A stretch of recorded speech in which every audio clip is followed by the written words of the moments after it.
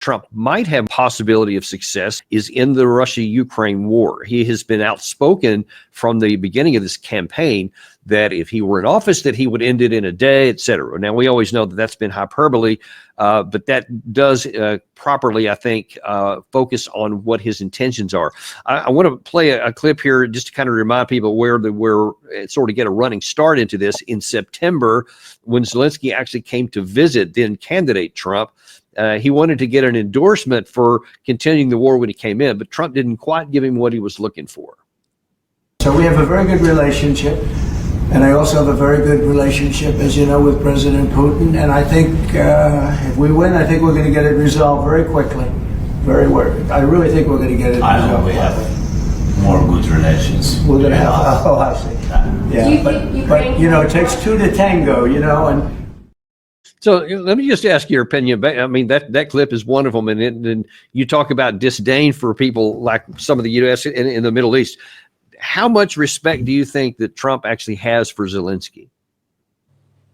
Oh, I don't know. I have no idea.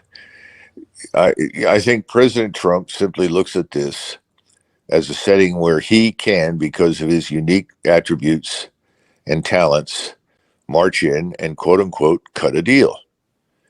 The danger of that assumption is that he comes out as having heroically solved the problem, cut the Gordian knot, and brought peace to Eastern Europe. I'm not sure it's going to work that way. I mean, you've got to look at the battlefield right now, from the Baltic all the way down to the Persian Gulf. Russia has won. It's not in dispute, and President Trump knows that. He also knows that going to war with Russia is something to be avoided, and that's good. I'm glad he understands that. What he may not understand is that Russia is going to sit across from him and say, we've won the war. This is what we control. We're going to keep it. And if we don't get a settlement that makes Ukraine neutral, period, unconditionally, permanently, because that's the precondition for peace from the Russian standpoint, we will continue to move towards the Dnieper River and right up to Kiev. I mean, that's essentially where the Russians are right now. That's what they can do. They know that. So what you want to come in here, you want peace. What are you asking us to sign up for? And that's what you and I don't know. But I think President Trump is going to go in there with some suggestions that I think are impossible. One is, we want a free hand in the Middle East to do whatever we and the Israelis want to do. Please get out of Iran. Wrong. That's not going to happen. Will not happen. Secondly, we want Ukraine to be neutral, but they ought to be able to do the following 10 things, and perhaps neutrality only for 20 years. Wrong. Absolutely out of the question. And then the next question that Putin is going to ask: when are you going to stop aiding the Ukrainians? When are you going to withdraw all of your forces inside Ukraine? That means all these Americans in Ukrainian uniform, Americans and whatever guys, CIA, Army, Air Force, whatever is there, when are you going to get them out? And those are the questions that are going to come back from Putin. And if Trump says, well, if you'll sign up for this and this, then we'll do that, I don't think it'll work. I just don't think we have anything to offer. Again, well, we'll lift sanctions. And the Russians aren't completely stupid. They know that sanctions have been imposed on them for years, and they found a way around them. So their attitude may be, well, fine. It doesn't make any difference to us whether you impose sanctions or not. We're not going to back down from what we have said we will demand. I think it's a hugely difficult situation. Now, do the Russians want to get along with us? Absolutely. Would Putin like to do business with the United States? Absolutely, without question. And yeah, as a matter of fact, he knows that we have prevented the Europeans from doing business with him. Dan, that's about to change dramatically. The Europeans are about to walk out on that. Yeah, and some of that's already started after Trump was elected, Viktor Orban was just beside himself, saying, "I think that we're moving in a whole new direction." To your point, there, he made that comment. A couple of interesting things that Putin said yesterday at the Valdai conference, which are very much related to what you just said here. First of all, that really, unlike the Biden administration, he's actually willing to talk to Trump. Right. What he said about his desire to rebuild relations with Russia, to facilitate an end to the Ukrainian crisis. I think this deserves attention at the very least. And I would like to take this opportunity to offer my congratulations on his election as President of the United States. You know what that first clip there, Doug, just really highlights to me is it's kind of a source of embarrassment. Is that Putin comes across, instead of this modern day Hitler that everybody tries to caricature him, he sounds very reasonable.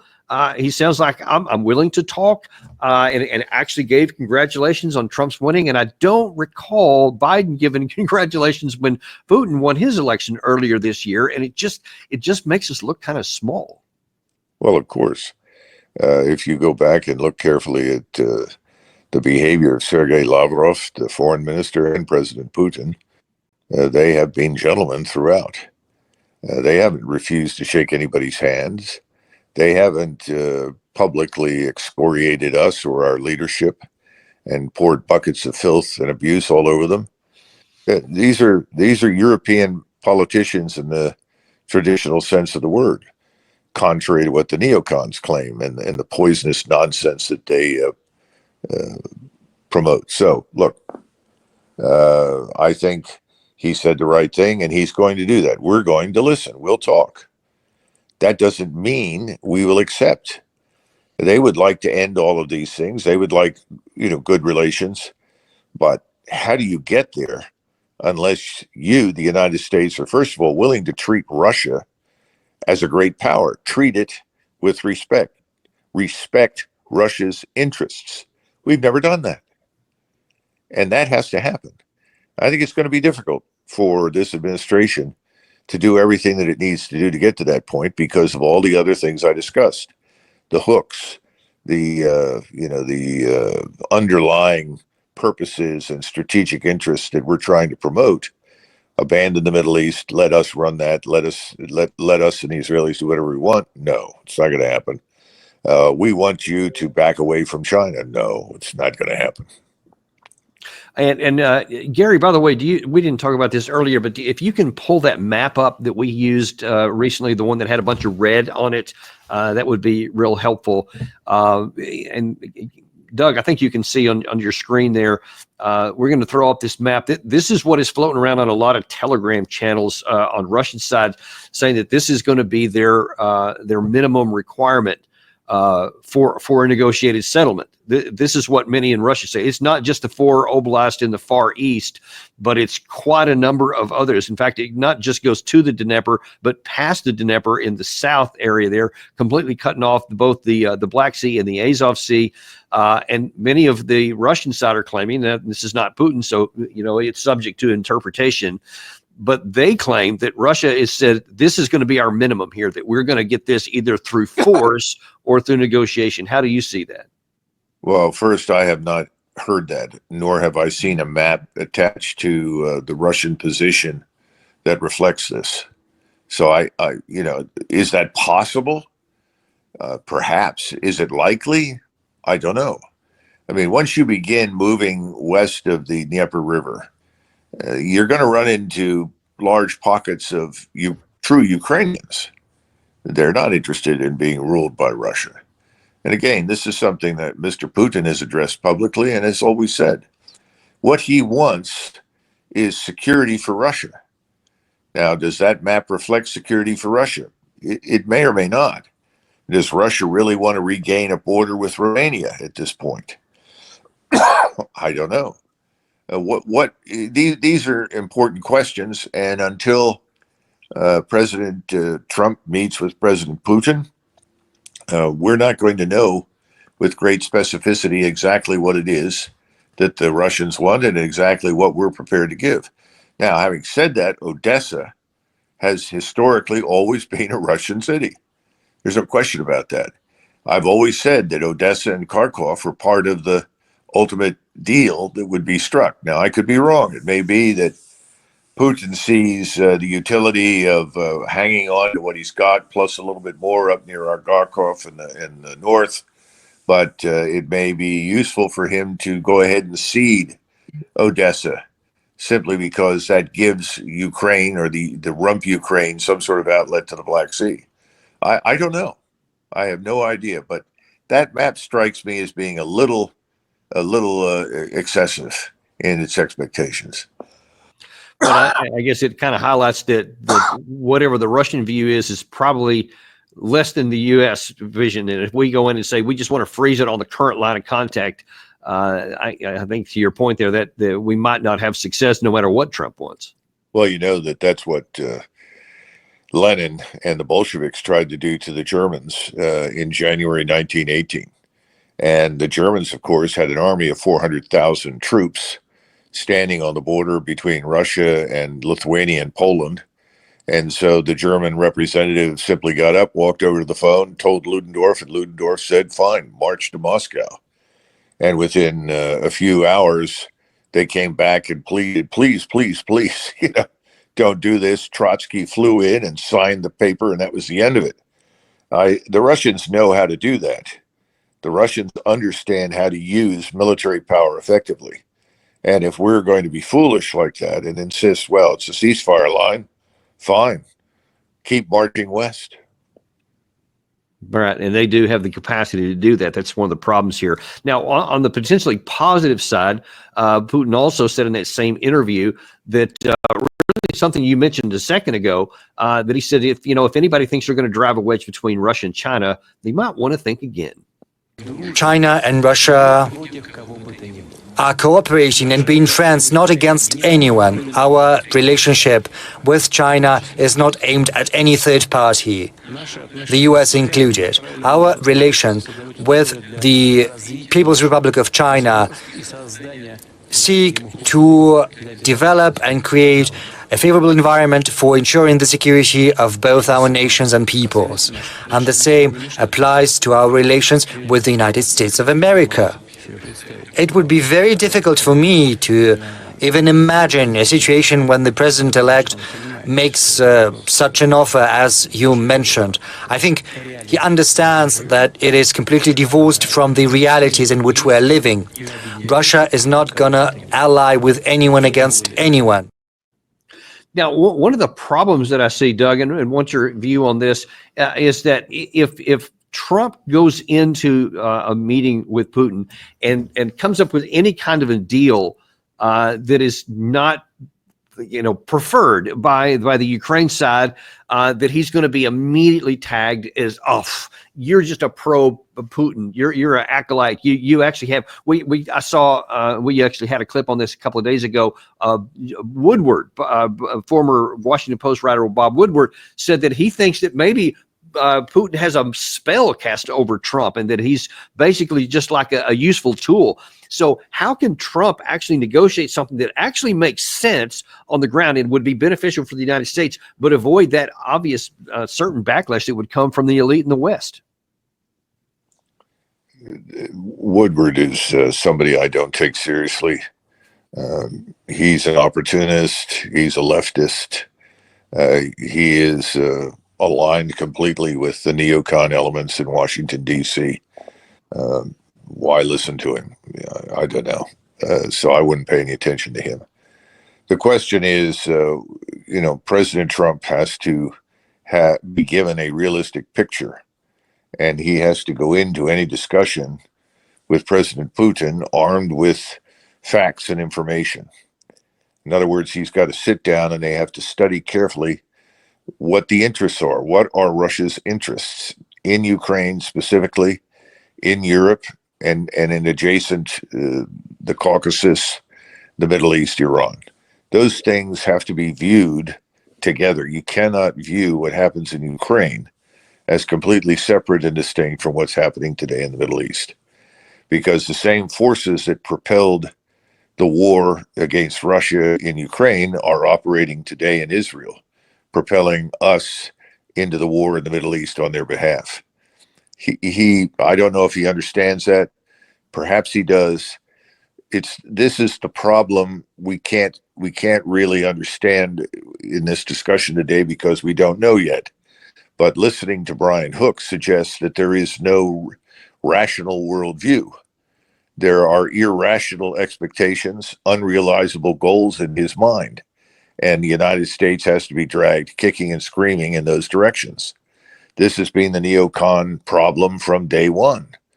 We can go all the way back into the 1990s and look at the larger plan. And the larger plan the neocons had was, if we dominate the Middle East and we get control of the oil and natural gas, then we have China on its knees, and we can dominate China. This is before they discovered there was such a thing as Russia again. They thought that was utterly ruined, destroyed. Well, these goals and aspirations haven't changed. This mentality is still there. I don't think they see the world as it truly is. So we don't know what President Trump will say or do when he gets there. And the other thing is, he shouldn't meet, frankly, if I were advising him, I would not meet with President Putin until I thoroughly understood all these things. And I sent an advance team over there to talk privately, offline, at the level just below the president, with people that President Putin trusts, and try to discover, what are their expectations and what do they want. When presidents meet, we used to have this expression, it's another Gorbachev summit. In other words, by the time Reagan and Gorbachev met, whatever the differences were, they were resolved and something good came out of the meeting. I don't see that right now happening. So if you rush off to Ukraine with a promise that you're going to end everything, and then you go in with false expectations and unreasonable demands, you don't end anything. In fact, you guarantee its extension and continuation, or that it will end in spite of you. Yeah. With the Europeans, which is what I've always thought would eventually happen. Right. And, there's other issues going on as well. Something else that really needs to be resolved. And I think Zelensky may be using this as a bit of a leverage maybe against the United States or the West to try to get Trump to come over to his side there. Here is a comment a few days ago by Zelensky confirming, so he said, that North Koreans were fighting against his troops in Ukraine. North Korean soldiers are already on the territory of Russia, already preparing for fight, already 3,000 of soldiers with officers and with generals. Some additional thousands will come, they are on the way, and we think that the information from our intelligence, yes, that they will come about 12,000 will be on the ground. That I think that the voice of the United States, the voice of NATO, the voice of Western partners, the voice of Global South and China is not so loud as it has to be now about North Korean contingent on the territory of Russia. I think it's very dangerous. It opens the new page in this war. And if it was just Zelensky, you can say, all right, well, he's exaggerating things and maybe even making things up because he wants it to sound bad. But then we had General Pat Ryder seem to confirm it. We believe that the DPRK has sent approximately 10,000 soldiers in total to train in eastern Russia, and that these troops will probably augment Russian forces near Ukraine over the next several weeks. A portion of those soldiers have already moved closer to Ukraine towards Russia's Kursk Oblast near the border with Ukraine, approximately a couple thousand, with a smaller number already present in the Kursk region. So we've seen the relationship further deepening between the DPRK and Russia, which is of course concerning, to include the provision of munitions from North Korea to Russia to aid in their war effort. I think, as Secretary Austin highlighted, however, though, this is an indication of the dire situation that Russia finds itself in terms of manpower on the front lines. Okay, first of all, Doug, I mean, are you buying that shows Russian weakness on the front lines? Well, first of all, this is an enormous lie. And we're accustomed to listening to Mr. Zelensky lie. He's been lying repeatedly ever since the war began. Anything the man says is a lie, and anything he says or does is calculated to try and induce us and others in the North Atlantic Treaty Organization to join his war in Ukraine. There's no chance of that happening, frankly, but that's what he's about. It's deeply depressing that Ryder has joined this lie. This destroys the credibility of the Department of Defense. There are Koreans, North Korean troops in eastern Siberia that go there periodically to train. That's not in dispute. That's true. That's part of an ongoing relationship that has existed for decades. So that's nothing new, but that has nothing to do with Ukraine. There are no North Korean troops in Ukraine, none fighting there.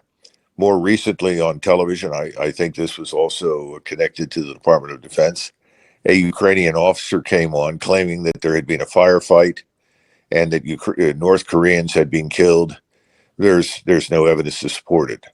All of those kinds of actions can be viewed from above because there is inevitably video footage of these clashes and conflicts. We don't show them because they're catastrophic for the Ukrainians, but we have that material and no such battle has ever happened. So it is simply an enormous, bold-faced lie.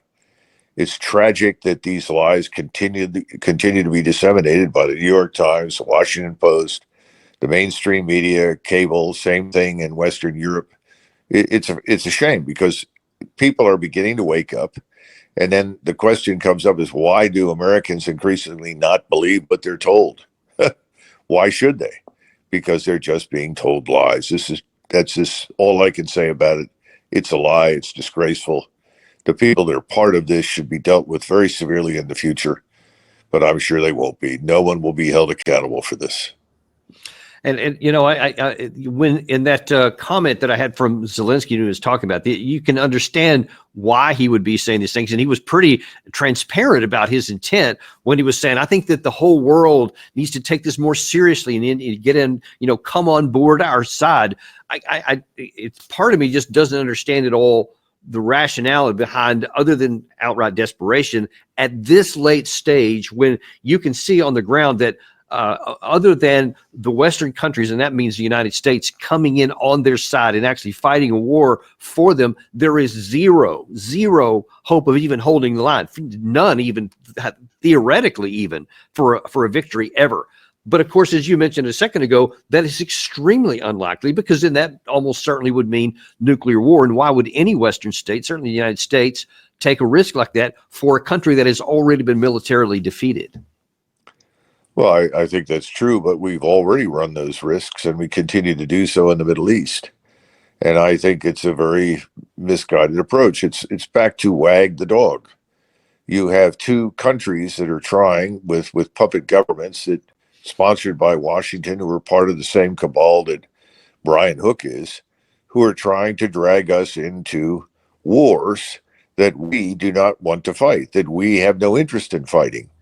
But we haven't had anyone at the top with either the courage or the character or the brains to simply stand up and say, wait a minute, this is not in our interest. It's not in our interest to wage war on hundreds of millions of Muslim Arabs, Turks, and Iranians.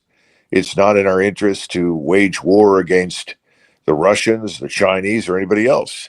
No one wants to stand up and say that. It's a fascinating phenomenon. Everyone has benefited so much from these conflicts over the years and from various lobbies, whether it's the pharmaceutical lobby or the Israel lobby, the alleged sort of military industrial complex lobby, all these things.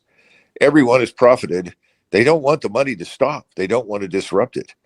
And at the same time, some of them must at least have an inkling of the danger they're courting. But I'm not sure they do. But the danger is real, and we're closer to it with each passing day. It's just mind-boggling. One just has to hope that if Trump can at least get one of these off the table, there's obviously some problems in the Middle East as we discussed at the first part of this episode, but at least we can hope that he can get this one off the table. Zelensky will not go down without a fight. And one last thing I want to talk about here before we run out is that Zelensky is, I think, and you tell me what you think about from watching this next clip here, that Zelensky apparently is trying to, I guess, appeal to Trump's knowledge of history and trying to resurrect the legacy of Reagan and wanting Trump to be Reagan too. Взагалі для нас в Україні, в усій Європі надзвичайно важливо було увесь час чути слова тоді ще 45-го президента Сполучених Штатів про мир завдяки силі. Peace through strength. І коли це буде принципом політики 47-го президента Сполучених Штатів, Америка і увесь світ від цього точно виграють. Недаремно так часто тепер згадують Рональда Рейгана. Люди хочуть впевненості, хочуть свободи, нормального життя. І для нас це життя без російської агресії. І з сильною Америкою, з сильною Україною, з сильними і щодо оборони, і щодо економіки, і щодо майбутнього після війни. Ми маємо потенціал для міцнішої співпраці. Це те, що зробить і Україну, і Америку, і увесь вільний світ більш успішним.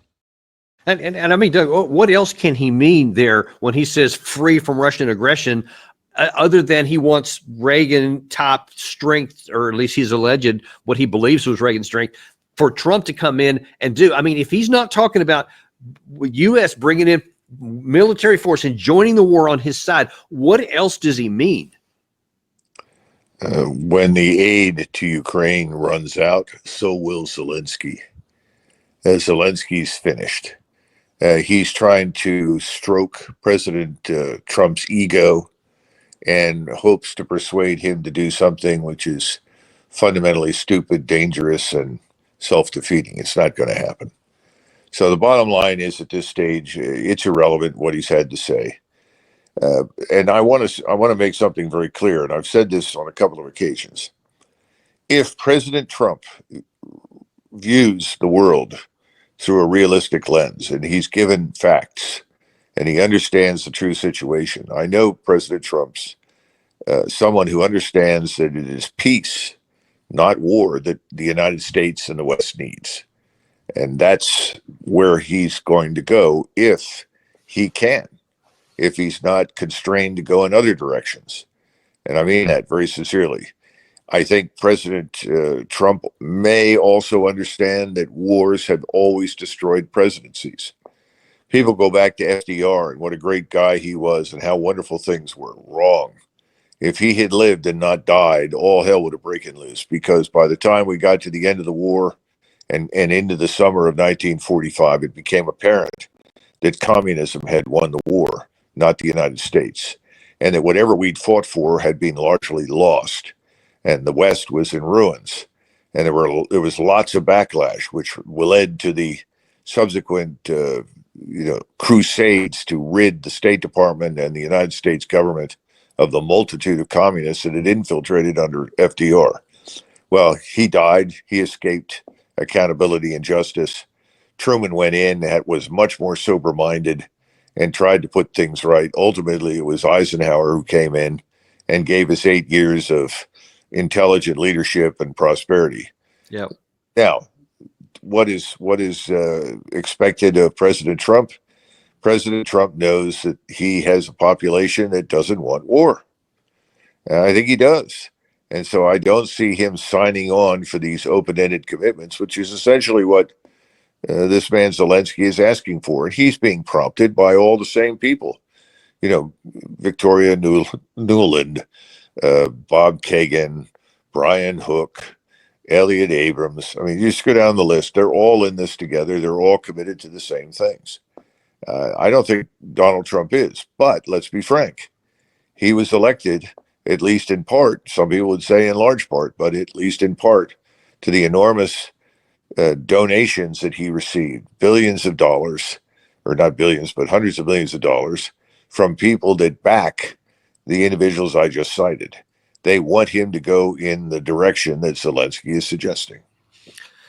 Yeah, and Doug, in the amount of time we have left, I wonder if you can talk a little bit about something that doesn't get, I will say enough, it doesn't get any discussion at all, certainly knowing any of the characters you just mentioned by name, in that if they are successful and they get Trump to a position where he does get dragged in, even if unwittingly, into a war, can America actually fight and sustain any major wars right now? No. And that's not because of a lack of will on the part of her soldiers, sailors, airmen, or Marines. I mean, we've got serious morale problems in the armed forces that are being discussed routinely in Stars and Stripes and other outlets. People are sick of this diversity, inclusion, equity nonsense. They're disgusted with the focus on everything but what really counts, which is performance under fire. Soldiers, sailors, airmen, and Marines want to do their jobs. That's why most of them joined. They're not the problem, but you've got a leadership that is horribly politicized. They've always got their fingers in the wind. They tend to blow with the wind. That's how they got to be 4 stars. And unfortunately, it's no longer just 4 stars. It's the flag ranks throughout most of the armed forces are desperately infected with the political sort of maladies that make them unreliable as custodians of American military power. So I hope that will eventually dawn on President Trump and he'll do something about it. But I'm not hopeful. And then even in terms of the military capacity, I mean, outside the personnel issue, which you just described, we've had Jake Sullivan admit that we don't have enough interceptor missiles. Secretary Austin has said we don't have enough long range missiles. There's other categories too that if we got into a war with Russia, China, North Korea, anybody, I don't know that we could sustain the capacity. Well, here's the ultimate bottom line, Dan, and you know this. You're a soldier, just as I was. We are not a continental power. We are primarily a maritime and aerospace power. You're talking about continental powers, whether you're discussing China, Iran, Turkey, Russia, any of these countries, India, Pakistan. These are continental powers. They have the size, the population, and the capability to fight major wars on their turf. We don't. We just can't fight that way. And so we turn instead to what I would call the hope that naval and air power, by lobbing bombs and missiles, can beat people into submission. Well, I would argue that really hasn't worked very well for us, and it's created more trouble and more problems for us than anything else. And there's certainly no appetite in the United States to suddenly draft millions of men and then to try to push them onto the Eurasian landmass. We're back to MacArthur warning JFK, who already had the 173rd Airborne Brigade and other units ready to go to Vietnam, not to go. And he made the same argument. We're not capable of waging war on the Eurasian landmass. And if you look at what we did on the ground during World War II or World War I, those were really modest compared with what you saw the continental powers commit. Germany, Russia, China, Japan. Japan obviously ran into the same problem because they too are a maritime power. And once it became clear they couldn't sustain themselves in their island, it was over. We got to get out of this business. This is just silly nonsense. We can't fight on terms that are favorable to us. And if the terms of battle are not favorable to us, we shouldn't fight. Well, certainly you don't disagree with any of that, and I hope that President Trump comes to that same conclusion. I think that his intent has always been to avoid wars. He's talked about that forever. He did it for the most part during his first term, and we have to hope that he does that this time. And we certainly agree with one of our viewers here who says that they would love to see you as Secretary of Defense. I know you're not exactly holding your breath for that call, but we sure would like to see that. But in any case, it is going to be personnel and it is going to be policy, as they say, because there's truth to that. And we just have to hope that Trump surrounds himself with people who see the things that you're talking about. Well, we'll soon find out. It won't take very long.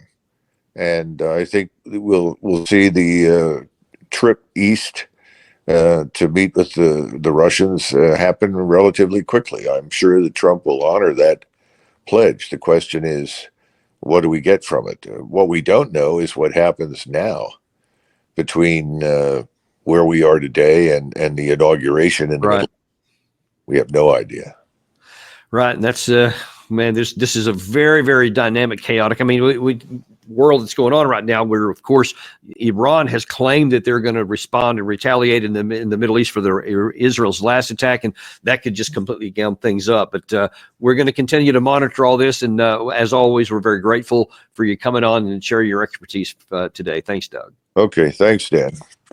And we appreciate you guys too. Be sure and like and subscribe if you haven't, and you can count on us. We're going to continue to be on top of this for you. And anything that breaks, whether it's in the Middle East or in the Russia-Ukraine war, we'll be on top of it for you. We'll bring you that news as it breaks. Thank you very much, and we'll see you on the next episode of Daniel Davis Deep Dive.